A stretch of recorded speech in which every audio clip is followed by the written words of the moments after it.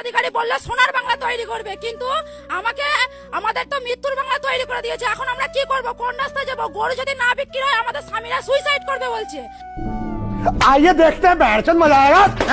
এই অভদ্র মহিলাকে বা এই টাইপের যে সমস্ত অভদ্র মহিলারা এটা বলতে চাইছে যে কুরবানি বন্ধ হয়ে গেলে তাদের ব্যবসা মন্দা পড়ে যাবে, তার হাজব্যান্ডকে সুইসাইড করতে হবে, আমি তাদেরকে বলতে চাই যে আন্টি, আপনার মতন মেন্টালিটি বা আপনারা বা আপনার হাজব্যান্ডের মতন মেন্টালিটি নেওয়া মানুষগুলো প্লিজ এই দুনিয়াতে বোঝা বাড়াচ্ছেন, আপনারা উদ্যোগ নিয়ে নিন, বুঝেছেন?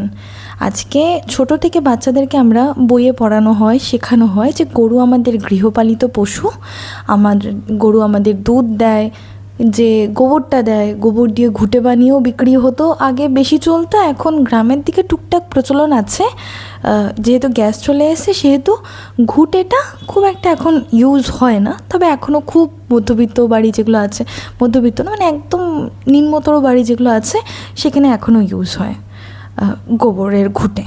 আচ্ছা, তারপরে হচ্ছে গরুর দুধ দিয়ে ঘি, মাখন, ছানা, তারপরে আরও মিষ্টি ফিষ্টি হ্যাড্ডা ব্যাড্ডা কত কিছু তৈরি হয়, বাচ্চারা দুধ খাচ্ছে, দুধ বিক্রি হয়, মিষ্টির দোকানে তো দুধ হামেশাই নেয়, প্যাকেটে দুধ বিক্রি হচ্ছে।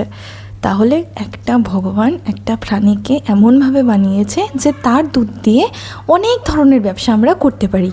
তারপরেও আপনাদের মনে হচ্ছে যদি কুরবানি বন্ধ হয়ে যায় তাহলে পরে আপনারা মরে যাবেন, তাহলে আপনাদের বেঁচে থেকে লাভ আছে বলুন? ভগবান পাঠিয়েছেই তাকে মানুষের এত উপকারের জন্য, এত উপকার সে করছে, কেন আমরা কেন তার প্রাণটা কেড়ে নেব?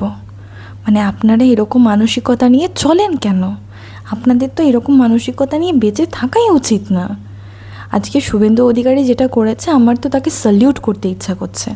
সে কোন জন্মে কি করেছে, রামভক্ত ছিল না রামভক্ত হয়েছে আমার জেনে কাজ নেই, তবে সে বর্তমানে যেটা করছে, সে যদি কারো বাড়িতে গিয়ে মাংস খেয়ে তার জাত খুঁয়ে থাকে সেটা তার ব্যক্তিগত ব্যাপার, ঠিক আছে? সেটা নিয়ে আমার কোনো কমেন্ট করার নেই।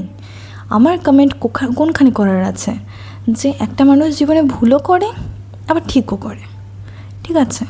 যে নিজের ভুলটা বুঝে ভুলের রাস্তাটা ছেড়ে মানুষের জন্য কাজ করছে, আমাদের গৌমাতাকে নিয়ে ভাবছে, অবশ্যই আমাদের উচিত তাকে সাপোর্ট দেওয়া। আপনাদের মতন কিছু কখনোই উচিত না তার এগেনস্টে কথা বলা। একটা গরুকে নিয়ে অনেক ধরনের ব্যবসা করা যায়, তার প্রাণটা এভাবে আপনাদের জন্য কেড়ে নেওয়া হোক আমরা কেউ চাই না, কেউ না।